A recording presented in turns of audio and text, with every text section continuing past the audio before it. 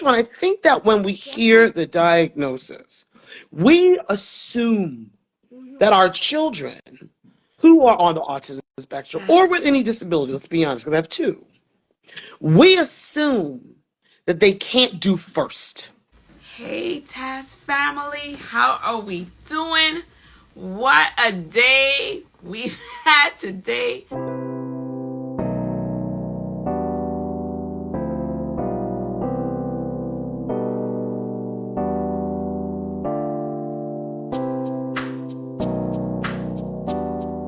How is everyone feeling?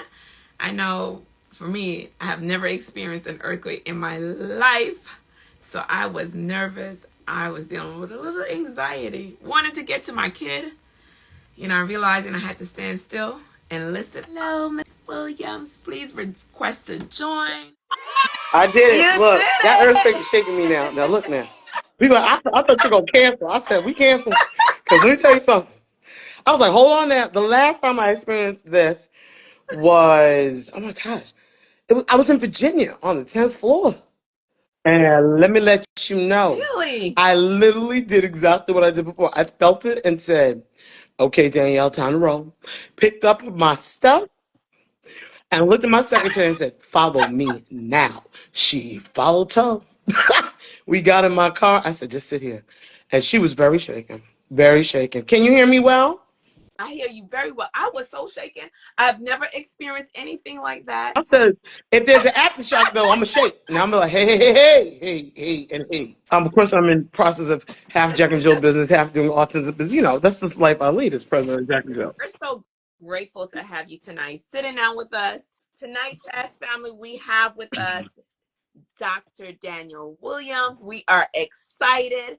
Please tell everyone a little something about you. Good evening, everyone. I'm Dr. Danielle Williams. I am an advocate. I am a mother. I'm a lover of children. I'm a believer in their greatness, very simply. And so for me, I work as an educator. I used to be in the legal field and then I switched. Some things that I do, I run a night principal, run a night high school, which I started.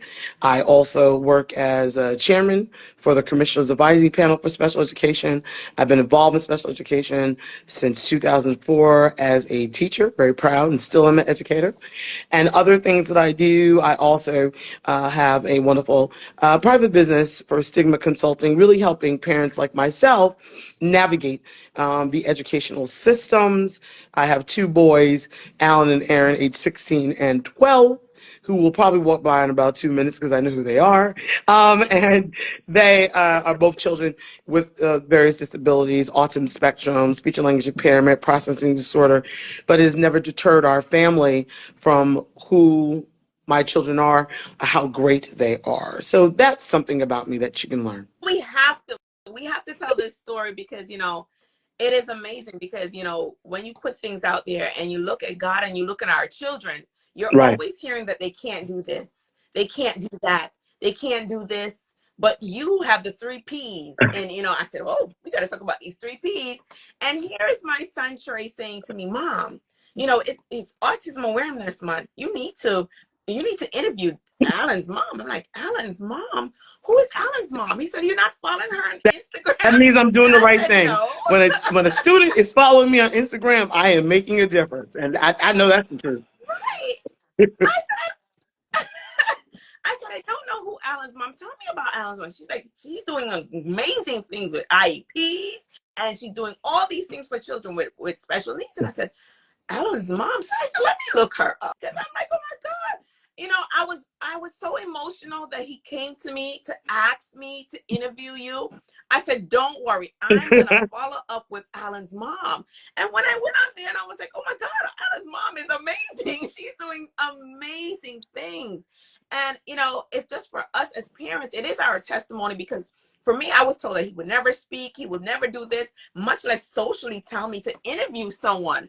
And, I was laughing and crying. And he's like, Mom, why are you always crying? I said, because they're always telling us that Yes. our kids can't do certain things and you're achieving Absolutely. more than what is possible. And I'm like, look at you telling me to interview Alan's mom because she's doing great things with IEP. When you first get that diagnosis, and I don't know about you, but I'll tell my story. It was a shock. It was as if all the dreams I had for my children, especially Alan, who is on the autism spectrum, were gone.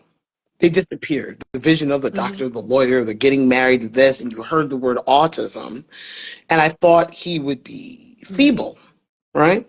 I thought he would not speak, he would not talk, he would not do anything. And I really had to let that go. I wrote an article called It's Not a Death Sentence, The Other Side of the Gift. I learned, and I always mention her name. Her name is Tracy Mancino. I don't know if she's retired yet, but if I see her, I will always tell her thank you. She saw me in a cafeteria sulking when I was working as a special ed teacher. Because I admit, when I was working as a special ed teacher, let's be transparent. I didn't want to be the parent of those kids. Let's be honest, right? And then God had a different plan, right? My children are my children.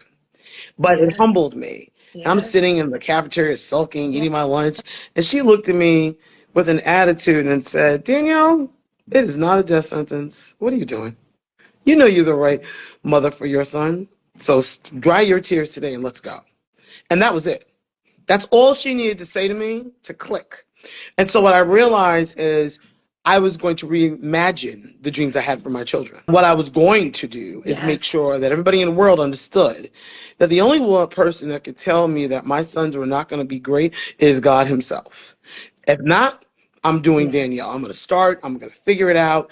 We struggle with things. We're joyful with things. It doesn't matter. But my children are children. They want to learn like everybody else. My sons want to be, are you kidding me? I have boys. Okay. So what am I doing with boys? They look at girls. Oh, you have an autistic son. He looks at girls. Stop. Please stop. Yes, Let's tell this story. I have boys. Okay, looking at girls now. I have a 12 and a 6-year-old. And oh my goodness, my son had a girlfriend. Now he's talking to somebody else. Are you kidding me? I'm living the normal life and then worried about, and then in the middle of that, oh, is this normal? Is it not? And I had to let that go. It's something I really struggled with, to be honest with you. I had to let is this normal? No, he's just being a teenager. His room is a mess. I'm tired of yelling at him to clean it up. Stop eating everything in my refrigerator. Close the door. Do your homework on time. Go to bed. You know, the same things that other parents go to. And I think that when we hear the diagnosis, we assume that our children who are on the autism spectrum or with any disability, let's be honest, because I have two, we assume that they can't do first. Kind of like when we're doing an IEP and you've written it, you've read an IEP, you've read one for your child, I've read one for mine. That the first thing is, Alan can't. Excuse me? Aaron can't. You're going to stop, educator. I'm going to be respectful and give you a shot. You might be tired today. So we're going to start with everything my child can do all the time.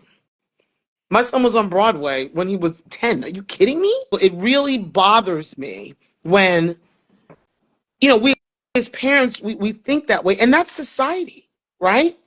That's the internet. I say this to say I'm learning myself. My children taught me not only unconditional love, but unconditional acceptance. And what I had to learn to do is, as my children recreate themselves in their world, I am learning how to recreate myself in mine. I had to recreate my beauty. That was a testimony. My children taught me that. My children taught me that we are wonderful and beautifully made in everything that we do. So therefore, just be yourself, Mom. Who cares if you have hair or not?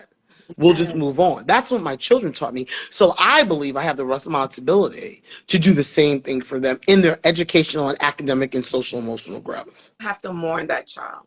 Initially when you get that diagnosis, you're in shock. You're like, what? No, this can't be happening. You have to mourn that child. Mourn what you thought that this child was going to be and accept what you have. I would not have changed anything about my son. I would not have changed. He's taught me to be so patient. He's taught me to listen attentive because he's like, Mom, you're never listening. You're not listening to what I'm saying. And I'm like, okay, Trent, what is it you have to say? Because you see it and you're like, wait a minute, this is not a death sentence. He can do great things if you get the resources timely. And oftentimes our people not getting the service. You know, we're not getting the diagnosis, the proper diagnosis, because Trey went to 2 different diagnoses before we finally got it. And it's because I had to press them. I was like, no, that is not his diagnosis. That is not his diagnosis. You know, I'm looking at the behaviors. Me and my husband, we're at odds. He was like, my son does not have autism. I know the urgency because early Yes. intervention is key. What do you tell those parents? It wasn't 100% there in the beginning, and then he got right on board. But that shows his growth. He had to grow, right? He had to grow into this. And I think that early intervention is key. With Alan, I was late. You know, he only got his EI services 3.5, only 6 months, because I was in denial, or I didn't understand, or my husband didn't understand. And it's a lot when you go through different diagnoses. Absolutely. My son first started with OHI and then went to autism with ADHD behaviors. Right. So it was developmental. And so we had to learn how to get to that IEP, the right one. When you look at someone that says speech and language impairment, you look at them differently. I go to 2 different IEP meetings for 2 different children, and my experience in both is completely night and day. What I say to individuals is, yes, you don't have to necessarily give your child early intervention services or an IEP. Get the knowledge so you're an informed parent. That's what I would say to you. Get the services, because guess what? There are a lot of individuals out there. Children with disabilities, adult with disabilities, can get services through college. Are you kidding me? The school system is more advocating for you. When you go into college, it is you who have to open your mouth and say something. And you have to teach that as well. Yes. Knowledge is power, ladies and gentlemen. And it's the power that you need to continue. And so, yes, is it risky? Of course it's risky. Absolutely 100%. It is risky. But to me, it was worth the risk.